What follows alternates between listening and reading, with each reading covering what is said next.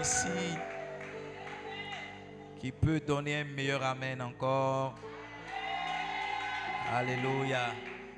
Merci d'être là ce soir. Aide-moi à dire bonsoir à ton voisin, de gauche, de droite, de derrière et de devant.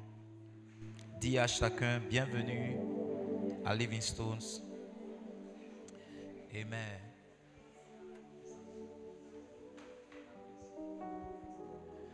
Que Dieu nous bénisse. Alors le dimanche, on a introduit notre message sur l'art du ministère. Amen. Alors c'est quoi l'art? Yes. L'art, c'est l'ensemble des moyens pour obtenir un résultat dans un domaine bien précis. L'art, c'est l'ensemble des moyens mis en place pour obtenir un résultat dans un domaine bien précis. D'accord? L'art de parler, c'est tous les moyens qu'on met en place, d'accord, pour pouvoir avoir de bons résultats dans le domaine de la diction. Deuxième définition de l'art, c'est l'ensemble des connaissances et des règles, d'accord, des règles dans un domaine. C'est l'ensemble des connaissances, des règles ou bien des principes dans un domaine bien précis. Là, premièrement, j'ai dit c'est quoi? C'est l'ensemble des moyens mis en place pour obtenir un résultat dans un domaine bien précis. En deuxième, là, c'est l'ensemble des connaissances, des principes ou bien des règles d'action justement dans ce domaine. Donc, quand je parle de l'art du ministère, je vais partager trois choses principalement avec vous. Les connaissances, d'accord, afférentes au ministère. Deuxième chose, je veux parler des moyens, ok, que vous pouvez développer ou qui sont disponibles pour que vous puissiez avoir des résultats dans le ministère. Troisièmement, je veux parler des principes qui régissent le ministère. Donc, je reprends pour ceux qui notent. L'art est défini comme l'ensemble des moyens mis en place pour obtenir un résultat dans un domaine bien défini. L'art est aussi défini comme l'ensemble des règles d'action ou l'ensemble des connaissances dans un domaine bien précis. Donc quand je parle de l'art du ministère, je suis en train de parler, je suis rapide? Ok. Allez réécouter le message sur YouTube. L'art, c'est l'ensemble des moyens mis en place pour obtenir un résultat dans un domaine bien précis. Deuxièmement, l'art, c'est l'ensemble des connaissances ou des principes, d'accord, ou des règles d'action dans un domaine bien précis. Ok? Premièrement, c'est ensemble de moyens. Deuxièmement, c'est ensemble de connaissances et de principes. Alors, quand je parle de l'art du ministère, je veux vous partager tout au long de cette série, par le Saint-Esprit, trois choses principales. Give des volumes d'air. Trois choses principales. La première, c'est de partager avec vous toutes les connaissances que le Saint-Esprit voudra bien nous donner en rapport avec le ministère. La deuxième chose que vous allez savoir pendant tout ce mois de juillet, ça sera toutes les règles ou tous les principes qui régissent le ministère. OK? Et puis enfin, la troisième chose que vous allez savoir, c'est l'ensemble des moyens. C'est pas ça, pour obtenir de bons résultats dans le ministère. OK? Quand vous voyez un ministère qui a de bons résultats, ça veut dire qu'il y a des connaissances qu'il a, il y a des principes qu'il applique. Amen. Et il y a des moyens qu'il met en place. J'ai dit quoi? Quand vous voyez un ministère qui a des bons résultats, ça veut dire qu'il y a des connaissances qu'il a, premièrement. Deuxièmement, ça veut dire qu'il y a des moyens qu'il met en place. OK? Et troisièmement, il y a des règles et des principes qu'il applique. Alléluia. On a commencé ce séminaire en parlant de trois menaces principales qui affectent votre vie ou qui affectent votre ministère. Trois menaces principales. Trois menaces principales. La première menace, c'est Satan. La première menace, c'est quelle menace? Satan. Il faut faire très attention. Il faut faire très attention à Satan. 1 Thessaloniciens 2, le verset 18. Je n'avais pas donné ce verset-là le dimanche, mais je le donne ce soir. 1 Thessaloniciens 2, le verset 18. L'apôtre Paul dit à l'église de Thessalonique, aussi voulions-nous aller vers vous du moins moi, Paul, une et même 2 fois, lis avec moi cette dernière partie, mais Satan nous en a empêchés. Donc, il y a des choses que vous pouvez vouloir faire pour le ministère et Satan va vous en empêcher. Et il y a des choses que vous pouvez désirer faire pour le ministère et Satan va vous en empêcher.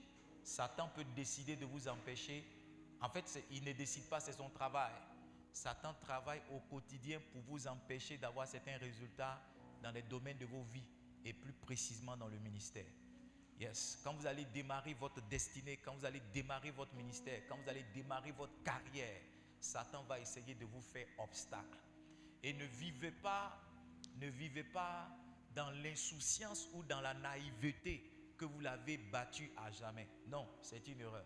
Satan peut-être s'est retiré de vous attendant un moment favorable. La Bible dit en Luc le chapitre 4, le verset 13, que l'ayant tenté de toutes ses manières, parlant de Satan, il s'est retiré de Jésus, il s'est éloigné de Jésus jusqu'à un moment favorable.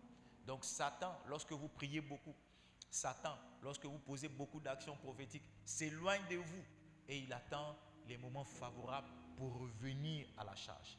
Les moments favorables de Satan, ça en est de 2 ordres. Le premier ordre, c'est votre temps de faiblesse. C'est pourquoi vous allez voir beaucoup dans la Bible, il est dit soyez fermes, inébranlables. Soyez fermes, soyez fermes, soyez fermes, soyez fermes. Parce que c'est dans votre fermeté là, c'est votre fermeté là qui fait que Satan ne peut pas vous avoir. Yes. Un autre moment favorable que Satan exploite beaucoup, c'est votre temps d'éloignement, votre temps d'isolement ou d'isolation. Lorsque vous décidez de sortir de la couverture spirituelle que vous avez et pour vous balader sans cette couverture-là, vous devenez vulnérable. Vous devenez vulnérable. La deuxième menace très importante que vous devez prendre en compte, avec laquelle vous devez travailler, c'est votre entourage. Et je vous ai expliqué le dimanche qu'il y a 5 voies par lesquelles votre entourage peut représenter un risque pour vous. Les jalousies et les méchancetés. Ce matin, en lisant le livre des Actes des Apôtres au chapitre 5, le verset 17, le Saint-Esprit m'a fait voir encore un passage pour étayer encore davantage cela. La Bible dit au verset 12, donne-moi Acte 5, verset 12, la Bible dit beaucoup de miracles, de prodiges se faisaient au milieu du peuple par les mains des apôtres. Ils se tenaient tous ensemble au portique de Salomon. Maintenant, regardez le verset que j'ai donné tout à l'heure. Verset combien? Verset 15. Regardons ensemble la réaction des autres. Verset 17 plutôt. Verset 17. Verset 17. Verset 17. Cependant, le souverain sacrificateur et tous ceux qui étaient avec lui, savoir le parti des Sadducéens, se levèrent remplis de jalousie. Écoutez-moi, tout le monde ne va pas acclamer vos exploits. Il y en a dans le cœur de qui vos exploits vont susciter de la jalousie. Il y en a, dans le cœur de qui vos exploits vont susciter de la jalousie. Vous devez le savoir une bonne fois pour toutes et travailler sur certaines sagesses pour ne pas rendre public, ok, ou partager avec beaucoup de sagesse ce que Dieu peut faire pour vous. Alléluia. Amen. La deuxième voie par laquelle votre entourage peut devenir un problème pour vous, ce sont les mauvais conseils. Ce sont quoi? Les mauvais conseils. La Bible dit heureux l'homme, Psaume chapitre 1, le verset 1. Heureux l'homme qui ne marche pas selon le conseil des méchants. Si vous marchez selon le conseil des gens qui ne craignent pas le Seigneur, bien évidemment, vous n'irez pas au bon endroit. La troisième voie par laquelle votre entourage peut constituer un danger pour vous, c'est ce que j'appelle l'encensement et les louanges. Et je vais vous donner une autre référence que je n'avais pas donnée le dimanche. Acte chapitre 14. Quand on lit à partir du verset 8 jusqu'au verset 11, la Bible dit que Paul prêchait et puis un homme impotent qui n'avait pas encore marché a entendu Paul prêcher et la Bible dit Paul lui a dit lève-toi et marche et il s'est levé. Donne-moi à partir du verset 11. Verset 11. Please check my sound. À la vue de ce que Paul avait fait, la foule éleva la voix et dit en langue lycaonienne, les dieux sous une forme humaine sont descendus vers nous. Go ahead. Verset 12. Ils appelaient Barnabas Jupiter et Paul Mercure parce que c'était lui qui portait la parole. Voyez-vous, Le prêtre de Jupiter, dont le temple était à l'entrée de la ville, amena 2 taureaux avec des bandelettes vers les portes. Et il voulait, de même que la foule, offrir un sacrifice. Verset 14. Les apôtres Barnabas et Paul, ayant appris cela, déchiraient leurs vêtements et se précipitaient au milieu de la foule. Verset 15. En s'écriant: ô hommes, pourquoi agissez-vous de la sorte? Nous aussi sommes des hommes de la même nature que vous. Et vous apportant une bonne nouvelle, nous vous exhortons à renoncer à ces choses vaines pour vous tourner vers le Dieu vivant qui a fait le ciel, la terre, la mer et tout ce qui s'y trouve. Voyez-vous, après un miracle, ils ont donné un surnom à Paul et à Barnabas. D'abord, ils les ont considérés comme des dieux. Vous devez faire très attention quand vous êtes un homme de Dieu, quand vous rentrez dans le ministère.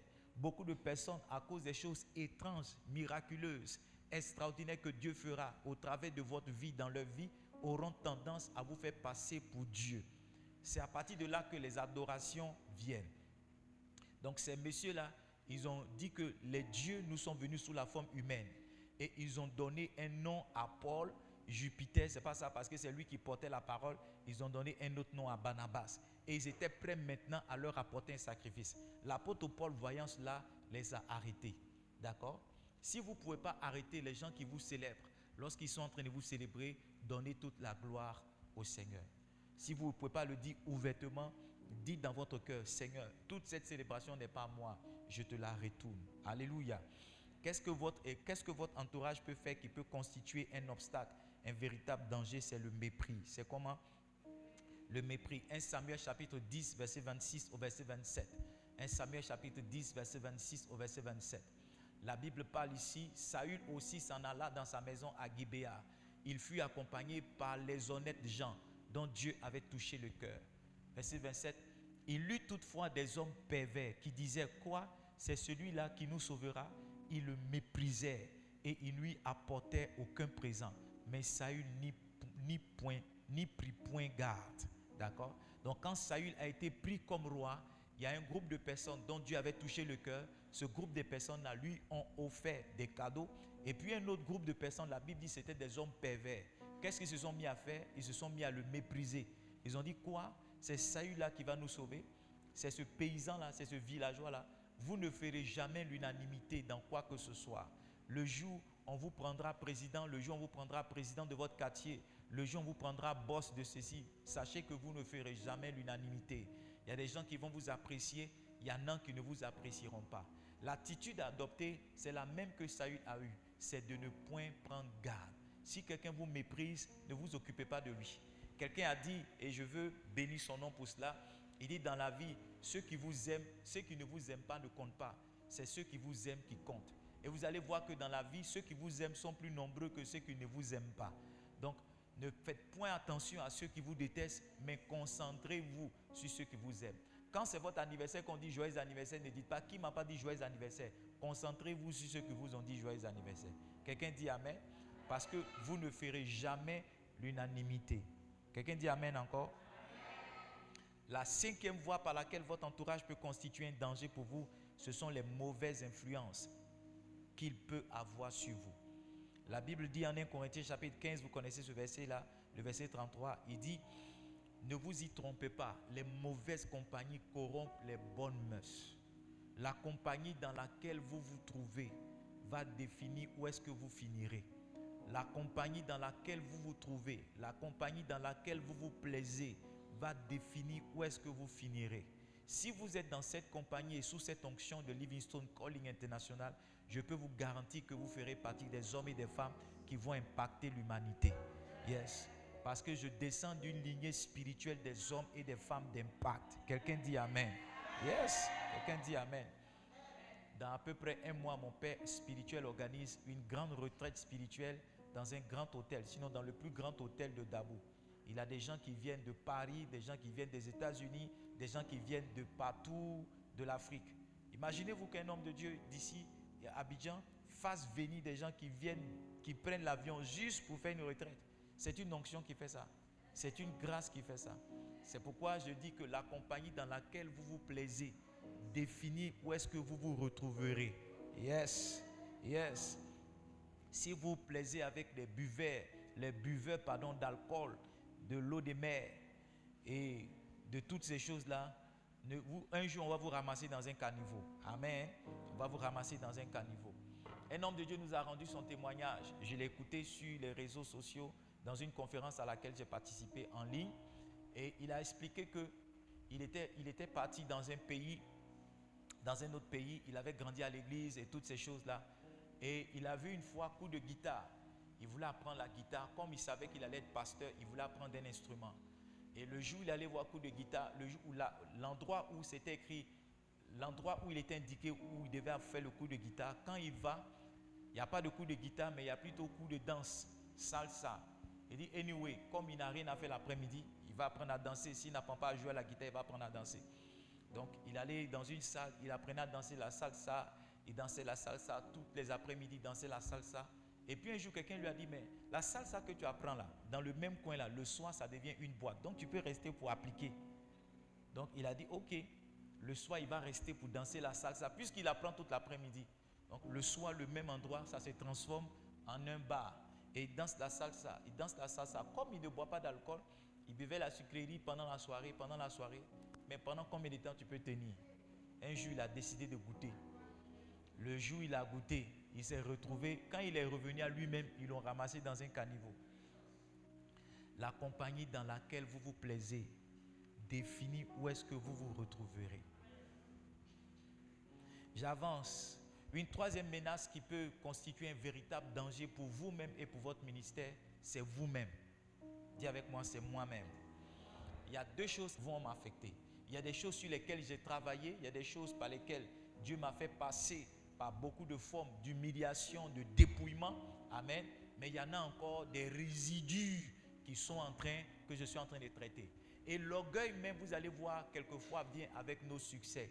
Chaque fois que vous arrivez à faire quelque chose, le diable frappe à votre porte pour vous gonfler le cœur, pour élever votre cœur. Alléluia. C'est pourquoi il ne faut pas croire en l'orgueil de quelqu'un qui n'a rien fait, qui n'a rien. Il ne faut pas croire en son humilité, pardon. Quelqu'un qui n'a rien fait encore, il ne faut pas croire en son humilité. Parce que quelquefois, on confond la pauvreté, la simplicité et l'humilité. C'est deux choses différentes. Attends que quelqu'un ait une petite élévation. Tu sauras s'il a toujours été humble ou bien en fait, il cachait son orgueil avec le manque. Alléluia. Vous êtes là bien, vous êtes parti. La deuxième chose en vous qui va vous détruire. Et est-ce que je peux donner un passage célèbre que nous avons ici, c'est 2 Chroniques chapitre 26, le verset 16. 2 Chroniques chapitre 26, verset 16. La Bible parle d'Ozias. La Bible dit, lorsqu'il fut puissant, son cœur s'éleva pour le perdre. Lorsqu'Ozias est devenu puissant, l'orgueil a fait qu'il s'est perdu. 1 Samuel chapitre 15, verset 17. C'est Samuel qui parle à Saül. Il dit, lorsque tu étais petit à tes yeux, l'Éternel ne t'a-t-il pas oint? Lorsque tu étais petit à tes yeux, n'es-tu pas devenu le chef des tribus d'Israël et l'Éternel ne t'a-t-il pas oint pour que tu sois roi d'Israël? Yes. Samuel était obligé de rappeler ça à Saül parce que Saül avait oublié que lui-même, le jour où on l'a choisi roi là, il se cachait. Il avait oublié que c'était un berger. La royauté lui a pris la tête. La gloire lui a pris la tête. Veillez à ce que le succès que Dieu va vous donner, l'élévation que Dieu va vous donner, ne devienne pas plus important que Dieu lui-même. Alléluia. Donc deux choses en vous qui constituent une grande menace, c'est votre orgueil. Et la deuxième chose, c'est votre ignorance. Les choses que vous ne savez pas quelquefois sont les raisons pour lesquelles vous échouez dans la vie. Hello? Les choses que vous ne savez pas quelquefois sont les raisons pour lesquelles constituent la raison principale pour laquelle vous échouez dans la vie. Il dit, mon peuple est détruit. Osée chapitre 4, verset 6. Merci, pasteur Diane. Il dit, mon peuple est détruit parce qu'il lui manque la connaissance. Un défaut de connaissance conduit un homme à l'échec. Une insuffisance de connaissance conduit un homme justement à l'échec et au regret. C'est pourquoi vous devez poursuivre la connaissance. Vous devez rechercher la connaissance. Si vous êtes un enfant de Dieu, vous devez avoir une bibliothèque, pas seulement une garde-robe. Si vous êtes un enfant de Dieu authentique, si vous êtes appelé au ministère, si vous êtes appelé à être pasteur, à servir Dieu, vous devez dès maintenant commencer à avoir votre bibliothèque et non chercher une garde-robe. Vous devez chercher à acheter des livres et non acheter des vêtements, des costumes, des chaussures, tout cela. Achetez des livres, je vous dis, parce que dans notre ère, la connaissance est une monnaie. Tous ceux qui ont la connaissance sont des gens riches. Tous ceux qui ont la connaissance sont des gens riches. Ce soir, je veux partager avec vous, après avoir rappelé tout ce qu'on a dit le dimanche, quelques clés pour vous aider à combattre les menaces de nos ministères. Comment traiter les menaces de nos vies ou bien les menaces de notre ministère? La première clé pour traiter ces trois menaces-là, surtout pour traiter la menace de Satan, c'est la prière. Dis avec moi la prière. Éphésiens chapitre 6, donne-moi le verset 18. Éphésiens chapitre 6, verset 18. Il dit, faites par l'esprit, faites en tout temps par l'esprit toutes sortes de prières, yes, et de supplications. Veillez à cela avec une entière persévérance et priez pour tous les saints. Éphésiens chapitre 6, à partir du verset 11, l'apôtre Paul cite à l'église d'Éphèse les différentes armes avec lesquelles nous devons combattre contre Satan. Et à la fin, il dit, si vous avez toutes ces armes-là, que vous ne priez pas, ces armes-là ne vous serviront de rien. Donc en réalité, une arme principale avec laquelle nous combattons Satan, nous combattons le diable, c'est justement la prière. Yes, c'est justement la prière. En Matthieu, aidez-moi, c'est plutôt Luc chapitre 22, le verset 46. Est-ce que je peux l'avoir? Non, Luc chapitre 26, verset 40. Luc chapitre 26, verset 40. Luc chapitre 26, verset 40. Il dit, veillez et priez afin que vous ne tombiez en tentation. Veillez et priez afin que vous ne tombiez en tentation. Si ce n'est pas 40, ça doit être le verset 40e. La tentation, c'est quoi? La tentation, je vous ai expliqué, si c'est un moyen d'attaque de Satan, un moyen d'attaque de l'ennemi. Et Jésus lui-même nous dit, veillez et priez afin que vous ne tombiez pas sous l'attaque. Vous ne tombiez pas sous l'attaque de Satan. Luc chapitre 26. Ok, donne-moi Matthieu 26 alors. Matthieu 26, verset 40. Pardon, Luc, ça finit au chapitre 24. Merci. Luc, ça finit, c'est chapitre 24. Donne-moi Luc 22, verset 40 à Luc 22. Donne-moi le verset 41, Matthieu 26, verset 41. Verset 41. Verset 41. Le verset est bon. Matthieu 26, verset 41. Donne-moi le verset qui suit. Voilà. Veillez et priez afin que vous ne tombiez pas dans la tentation. L'esprit est bien disposé, mais la chair est faible. Il ne faut pas compter sur ta chair pour aller attaquer Satan. C'est pas ça. L'apôtre Paul même dit, nous n'avons pas à lutter contre la chair et le sang. C'est pas ça. Mais nous luttons contre les principautés. Donc il ne faut pas compter sur ta chair pour aller t'attaquer à Satan. Tu dois avoir une vie de prière redoutable. Tu dois avoir une véritable vie de prière. Tous ceux qui ne prient pas, vous êtes dans la bouche de Satan comme une pâte. Une pâte. Yes. Tous ceux qui ne prient pas, vous êtes dans la bouche de Satan comme une pâte. N'importe quel moment qu'il veut, il vous dévore. Il vous dévore. Vous devez avoir une vie de prière conséquente. Et dans ce passage-là, Jésus nous fait comprendre que le minimum de temps qu'on doit passer dans la prière par jour, c'est 1 heure. Il dit, n'avez-vous pas pu prier avec moi, ne serait-ce qu'une heure? Ne serait-ce qu'une heure. Si vous avez du mal à prier, je vous demande, je vous encourage à vous connecter chaque matin de 5h à 6h sur WhatsApp. Nous tenons ce qu'on appelle Daily Bread. On prie pendant 1 heure de temps. Un homme est venu dans cette église, il m'a dit une fois, il a dit, pasteur, depuis que je suis né, je n'ai jamais pu prier 20 minutes. Mais c'est avec vous que j'ai prié pendant 1 heure. Depuis que je suis né, je n'ai jamais pu jeûner. Mais c'est avec vous que j'ai jeûné. Je ne vous parle pas de quelqu'un qui a 25 ans, mais quelqu'un qui a 30 ans. Il a dépassé cet âge-là révolu. Donc Dieu nous a fait la grâce à travers Daily Bread de pouvoir avoir chacun de nous une vie de prière conséquente. Alors, permettez-moi de rappeler très rapidement 5 avantages à prier. Le premier avantage de la prière, c'est la spiritualité. Plus un homme prie, plus il devient spirituel. Plus un homme prie, plus il devient spirituel. Yes. En Matthieu chapitre 17, je crois, la Bible nous parle de la transfiguration. Lorsque Jésus est monté sur la montagne pour prier, arrivé un moment, la Bible dit que son vêtement est devenu tout blanc, son visage aussi est devenu tout blanc. Quand vous priez, vous devenez spirituel. Vous avez certaines expériences qui sont des expériences spirituelles.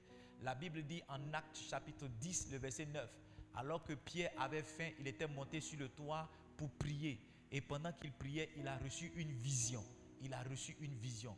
Les visions et des expériences surnaturelles n'arrivent que dans la vie des hommes et des femmes qui prient. Si vous ne priez pas, vous n'allez pas expérimenter les choses surnaturelles. Vous n'allez pas expérimenter les choses surnaturelles. En fait, la prière est le canal que vous tracez, pour établir une connexion entre le divin et l'humain. La prière est le canal que vous tracez pour établir une connexion entre le surnaturel et ce qui est naturel. Donc quand un homme commence à prier, il sort du cocon d'humain pour transcender vers ce qui est divin. Quand un homme prie véritablement, il sort de ce qui est naturel pour monter vers ce qui est surnaturel. C'est pourquoi un homme de prière, une femme de prière est un homme ou une femme surnaturelle. Surnaturelle. Yeah. Quand vous priez, vous avez certaines expériences terribles. Certaines expériences terribles.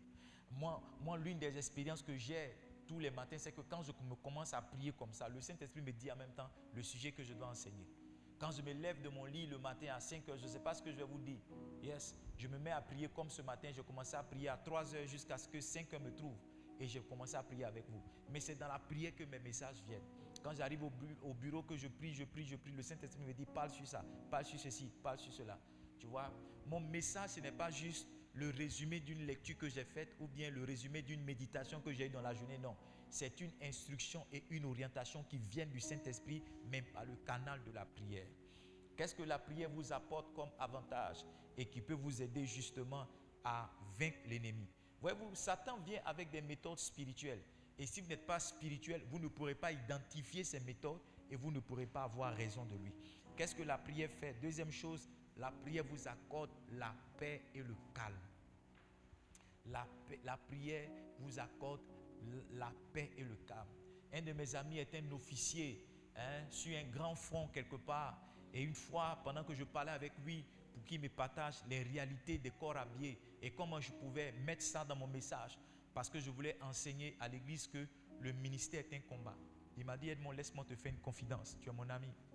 Il dit, nous sommes sur le front, il y a deux groupes de personnes. Il y a ceux qui ont peur et puis il y a ceux qui sont sereins. Il dit, j'ai remarqué que ceux qui sont sereins, ils ont quelque chose en commun. Ce sont tous des hommes de prière. Ceux qui ne prient pas sont dans la panique. Ceux qui ne prient pas sont constamment effrayés. Mais ceux qui prient, c'est eux-là qui calment les autres, qui leur disent, ça va aller, ça va ceci. La Bible dit en Philippiens chapitre 4, le verset 6, s'il vous plaît. Philippiens chapitre 4, verset 6. Est-ce que je peux avoir votre attention? Il dit, ne vous inquiétez de rien, mais en toute chose faites connaître vos besoins à Dieu par des prières, des supplications, avec action de grâce. C'est le verset 7 qui m'intéresse. Il dit, et la paix de Dieu, qui surpasse toute intelligence, gardera vos cœurs et vos pensées en Jésus-Christ. Il y a un mystère dans la prière qui fait que lorsque tu sors d'un bon moment de prière, tu es juste en paix. Le loyer n'est pas payé, mais ton cœur ne bat pas. Ton enfant est toujours à l'hôpital, mais ton cœur ne bat pas. Est-ce que quelqu'un comprend? Parce qu'une fois que tu es rentré dans la présence de Dieu, quoi que Dieu ne t'ait rien dit, l'onction et la présence de Dieu font que tu sors avec une certaine assurance. Tu sors avec une certaine assurance.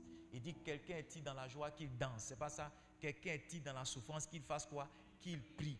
La prière, je vous l'ai dit ici, c'est la prescription pour tout homme qui est dans la souffrance. Parce que c'est au travers de la prière qu'on trouve des réponses. Mais avant même que la réponse arrive, on nous donne la paix. Quand tu es malade véritablement, quand tu arrives à l'hôpital, il y a une forme de paix qui te trouve d'abord. Quelqu'un est là? Le médecin ne t'a pas encore touché, mais le fait que tu sois à l'hôpital, tu as une forme d'assurance que ça va aller. Quelquefois même le fait même que tu sois à l'hôpital, tu es déjà guéri. Surtout les enfants. Quand vous partez en pédiatrie, le pédiatre ne les a pas encore pris, mais ils sont là tous en train de jouer. Et tu te poses la question parmi eux tous qui est malade. Alors que quand ils venaient, ils tremblaient. Quand ils venaient, ils ne se portaient pas bien. Mais le fait qu'ils soient à l'hôpital, voilà. Il y a des gens pour qui c'est comme ça que ça fonctionne. Quand il souffre un peu, tu l'envoies dans sa clinique habituelle. Il se couche sur son lit, le lit numéro 12. Dès qu'il est couché sur le lit numéro 12, c'est fini.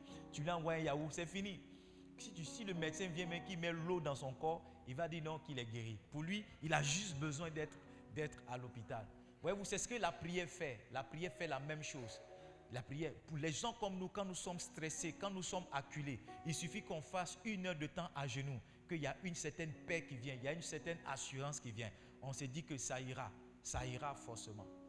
Qu'est-ce que la prière vous fait qui vous permet de vaincre l'ennemi? La prière vous donne la stabilité et la foi. Il dit, la paix de Dieu qui surpasse toute intelligence gardera vos cœurs et vos pensées en Jésus-Christ. La prière vous aide à ne pas rétrograder. En fait, la prière est le véritable indicateur de la santé spirituelle, de votre santé spirituelle. La prière est quoi? Le véritable indicateur de votre santé spirituelle.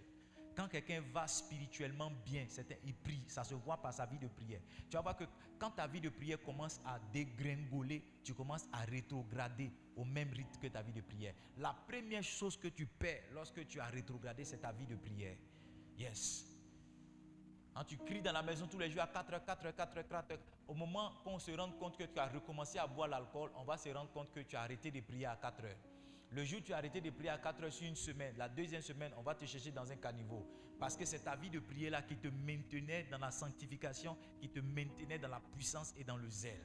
Yes. Quand quelqu'un arrête de prier, il devient une proie pour l'ennemi. Mon père spirituel dit, il n'y a aucune mouche qui est folle pour aller se poser sur un aliment qui est chaud. Non, il n'y a aucune mouche qui est folle.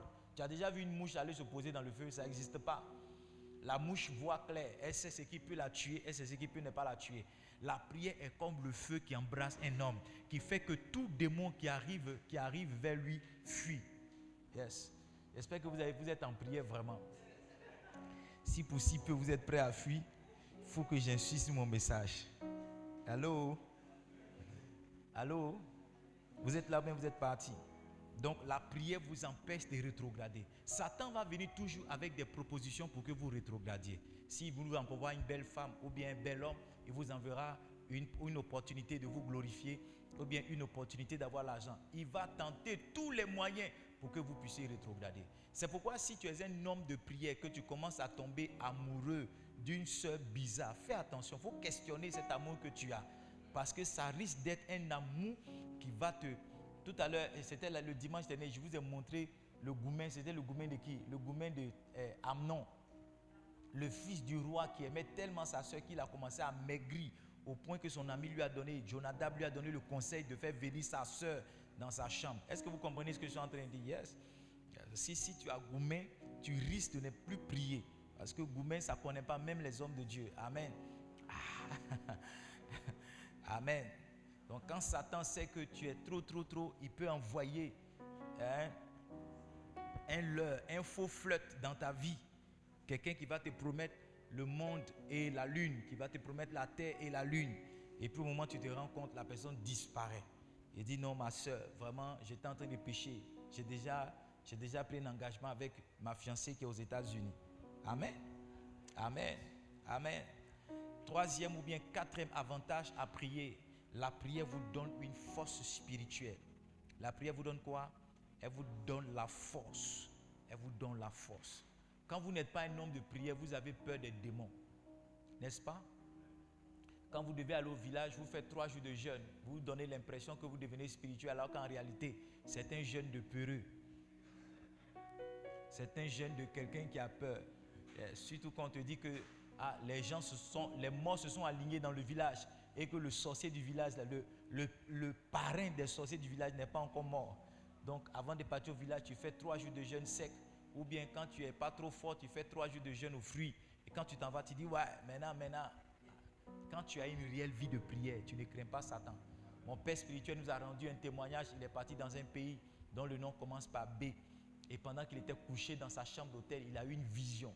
Dans la vision, il a vu un gros serpent comme ça qui voulait l'attaquer. Il dit, il a juste pris son drap et il s'est couvert pour dire, regarde, laisse-moi dormir, j'ai un programme ce soir. Laisse-moi dormir, j'ai un programme ce soir. Tu vois, il faut que quelqu'un soit confiant que Satan ne va rien lui faire pour dormir. Il y a quelqu'un qui allait rentrer dans un moment de combat spirituel. Il allait prier, il allait appeler Abidjan. Allô, oui, équipe d'intercession, je viens d'avoir une vision là. Il y a les esprits, il y a ceci, il y a cela.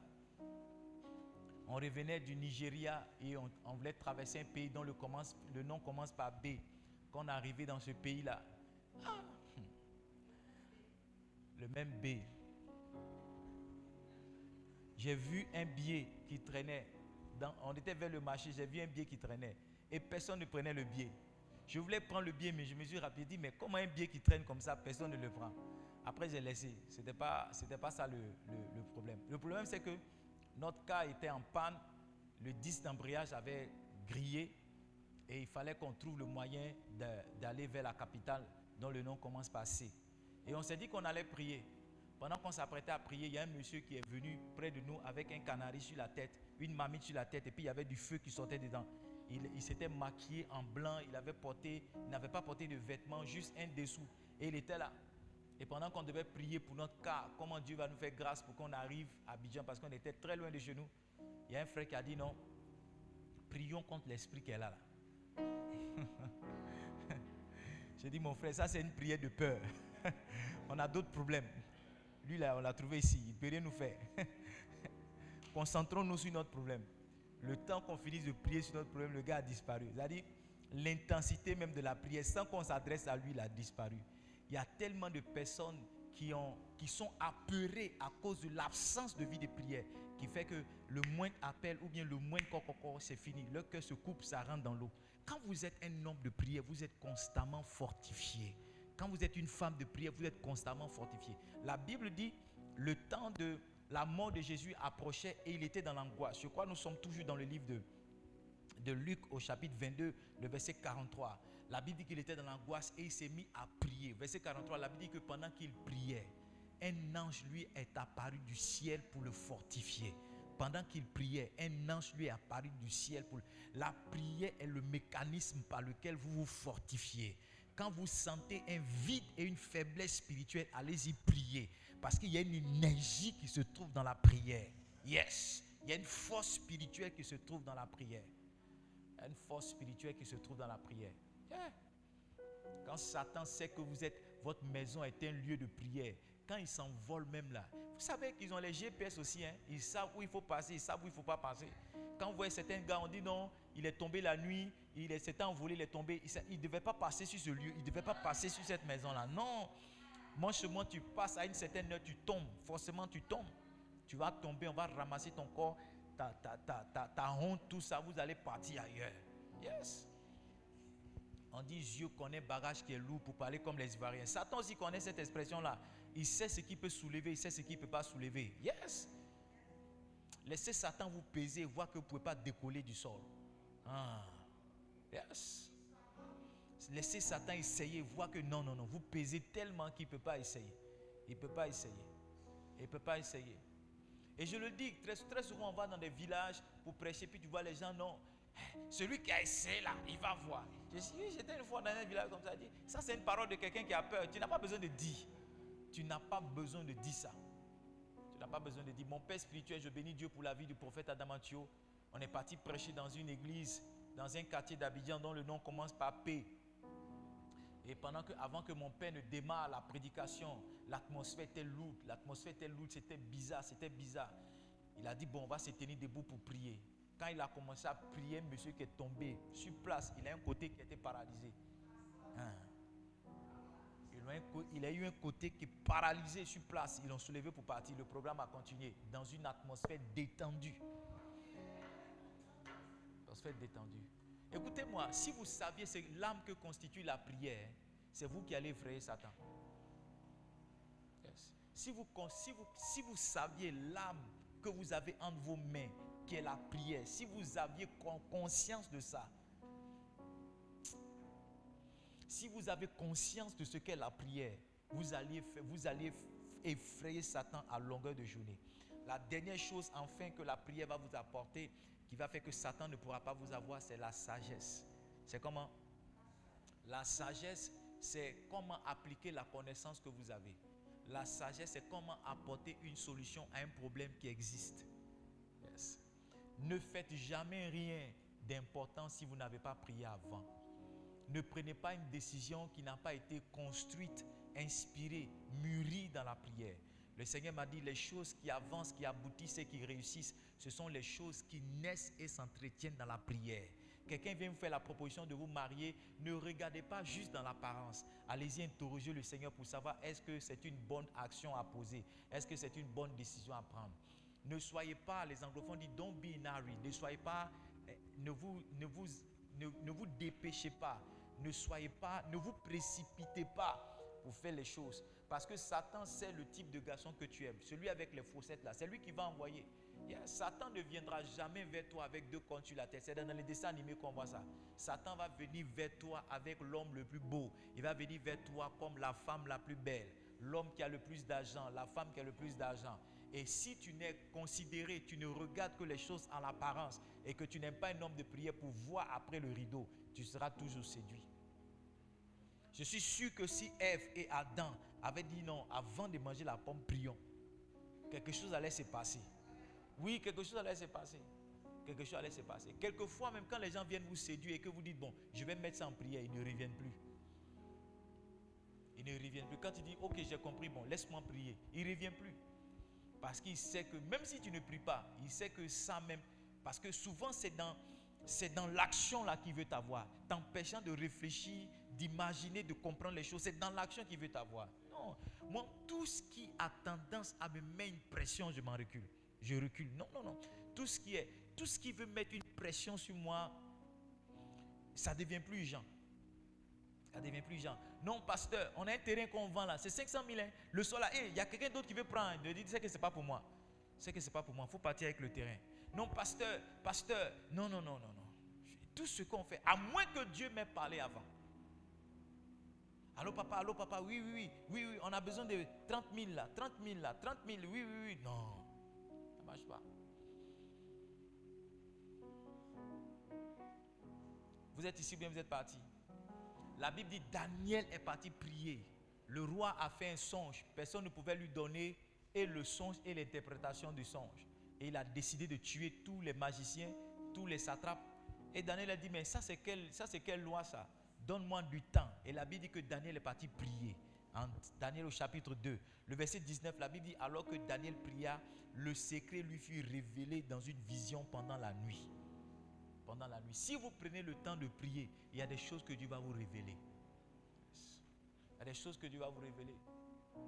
Il y a 7 années de cela, je voulais que Bishop Dag prie pour moi. Et j'ai accompagné mon père spirituel dans un programme. Et on devait aller, c'était en soirée. Je me suis mis à genoux dans la chambre d'hôtel parce que je voulais profiter donc de ce moment-là que nous avions ensemble pour dire à papa, voici ce que je veux faire. Et quand je me suis mis à genoux, j'ai entendu la voix claire de Dieu qui m'a dit, monsieur, je ne t'ai pas envoyé là-bas. Hein. Je me suis levé, j'ai dit, papa, tu es où? Je l'ai pris en voiture, on est parti faire le programme. Je suis retourné à Abidjan comme si de rien n'était. Si on prenait le temps pour prier avant de poser certaines actions, je vous assure, on allait minimiser les erreurs. Ceux qui ne prient pas avant d'agir sont toujours dans si je savais.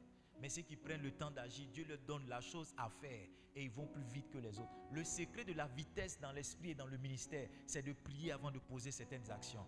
Je ne suis jamais dans la précipitation pour faire des choses. Si vous me voyez sur cette chaise, dit je veux faire un programme, je veux faire une action, c'est que Dieu m'a parlé. Tant que Dieu ne m'a pas parlé, je ne fais pas les choses par comparaison, je ne fais pas les choses par la mode, je ne fais pas les choses dans la chair. Non, non. Dieu doit me parler. Dieu doit me dire, fils, fais comme si. Si j'enseigne sur le ministère dans ce mois de juillet, c'est parce que Dieu m'a dit, regarde, maintenant il est temps que tu leur enseignes le ministère. Et j'ai dit, Seigneur, qu'est-ce que je vais dire du ministère que je n'ai pas encore dit? Il dit, attends, tu verras. Et je suis juste bluffé par la qualité des révélations que Dieu m'apporte dans cette saison. Je me suis dit, ah Seigneur, mais est-ce que c'est pour venir parler encore des 8 allégories du ministère? Il y en a qui connaissent ça, ils vont être saoulés de ce message. Mais Dieu est venu avec une autre forme, un autre message qui parle du ministère. Et moi-même, je suis encore béni. Yes, je suis béni. Vous êtes là, mais vous êtes parti. Parce que si Dieu te dit de faire quelque chose, il va toujours te donner la provision. Il va te donner l'intelligence, il va te donner la sagesse, il va te donner les solutions. Dieu n'est pas engagé lorsque nous prenons certaines voies sans lui. Mais il est engagé dans les voies qu'il nous demande de prendre. Cette année, Bishop Dag priera pour moi, par la grâce de Dieu. Mais j'ai pris le temps de prier. J'ai pris le temps de prier. Le cœur léger, parce que je sais que Dieu m'a envoyé là-bas. C'est pourquoi aucune accusation venant de l'extérieur, ou bien venant de Satan. Parce que quelquefois, Dieu peut te parler, puis Satan aussi va venir avec sa voix pour te dire, oh, quitte là. Ce n'est pas Dieu qui te parle, c'est toi-même ta voix. Vous êtes ici, bien vous êtes parti. Je prie que Dieu vous donne la grâce de la prière. Que vous soyez des hommes, des femmes qui prient. Yes. Yes. Dieu m'a dit, monsieur, maintenant je veux te faire passer à un autre niveau. Les 1 heure, 2 heures de prière là, c'est rien. Maintenant je veux te faire passer à un autre niveau. Hein? Et je pense que si Dieu me l'a dit, c'est à vous aussi qu'il le dit. Que Dieu nous bénisse. Que sa main soit sur nous. Le mercredi prochain, je vous partagerai encore d'autres clés avec lesquelles vous pourrez vaincre ces 3 menaces qui sont Satan, l'entourage Et puis quoi? Et puis nous-mêmes. Le mercredi prochain, peut-être le dimanche, je vous parlerai de la clé de la foi. Il dit, prenez par-dessus tout le bouclier de la foi. C'est pas ça avec lequel vous pourrez éteindre tous les traits enflammés du malin. Yes. Il y a la prière. Après la prière, il y a la foi. Il y en a ici, là. C'est parce que vous ne croyez pas que Satan continue de vous manipuler. Yes. Si vous pouvez avoir juste la foi. À un certain âge, tu peux blaguer un enfant avec un bonbon puis l'envoyer dans une voiture pour partir. Mais après, ça ne marche pas. Yes. À un certain âge, nous tous qui sommes ici, on a cru au Père Noël. Mais arrivé un moment, dit Père Noël, tu te dis, mais le vieux, il se fout de nous, mais c'est quoi? Qui n'a pas cru au Père Noël ici? Nous tous, on a entendu le Père Noël, on a fait des lettres au Père Noël. Écrit des Père Noël. Je me rappelle, ma maman travaillait, était fonctionnaire quelque part. Et chaque décembre, il fallait prendre des cadeaux. Mais on était content d'aller voir le Père Noël. Il y a une photo même, je ne sais pas si mon petit frère, il y a une photo dans mon album, mon petit frère, le Père Noël devait le donner. Il avait tellement peur. J'ai envie de lui montrer pour dire, monsieur, voici le Père Noël. Assis-toi. Toi et ton Père Noël. Je suis sûr qu'il va me faire un long churou comme ça pour dire, mais ces gens-là, ils nous ont blagué. Tu vois? Le dimanche, je te parlerai de la foi et comment faire grandir sa foi. Ça sera un rappel. Ça sera un rappel. Comment tu peux faire grandir ta foi. Comment tu peux booster ta foi. Comment ta foi peut passer d'un niveau à un autre. Ce dimanche, il ne faut pas rater. Parce que le Seigneur va relâcher l'esprit de foi. Tiens-toi debout, on va prier. La grande prière qui monte